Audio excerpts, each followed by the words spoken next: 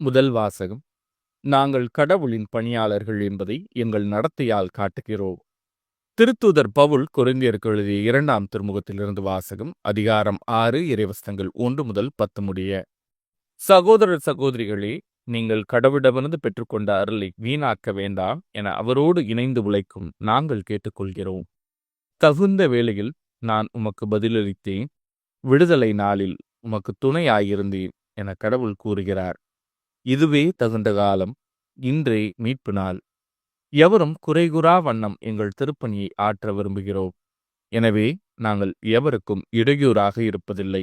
மாறாக அனைத்து சூழ்நிலைகளிலும் நாங்கள் கடவுளின் பணியாளர்கள் என்பதை எங்கள் நடத்தையால் காட்டுகிறோம். வேதனை, இடர், நெருக்கடி ஆகியவற்றை மிகுந்த மன உறுதியோடு தாங்கி வருகிறோம். நாங்கள் அடிக்கப்பட்டோம், சிறையில் அடைக்கப்பட்டோம், குழப்பங்களில் சிக்கினோம், பாடுபட்டு உழைத்தோம், கண் விழித்திருந்தோம், பட்டினி கிடந்தோம். தூய்மை, அறிவு, பொறுமை, நன்மை, தூய ஆவின் கொடைகள், வெளிவேடமற்ற அன்பு ஆகியவற்றை கொண்டிருக்கிறோம். உண்மையையே பேசி வருகிறோம். கடவுளின் வல்லமையை பெற்றிருக்கிறோம். நேர்மையே எங்கள் படைகலம். அதை வலக்கையிலும் இடக்கையிலும் நாங்கள் தாங்கியுள்ளோம். போற்றுவார் போற்றலும் தூற்றுவார் தூற்றலும் எங்களுக்கு ஒரு பொருட்டல்ல. புகழுவார் புகழலும் இகழுவார் இகழலும் எங்களை பாதிப்பதில்லை.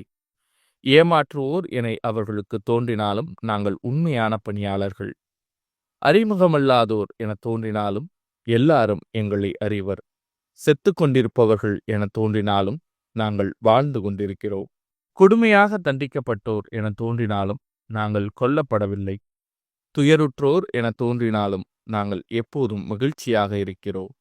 ஏழையர் என தோன்றினாலும் நாங்கள் பலரை செல்வராக்குகிறோம்.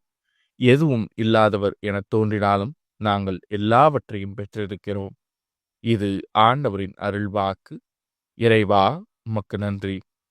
பதிலுரை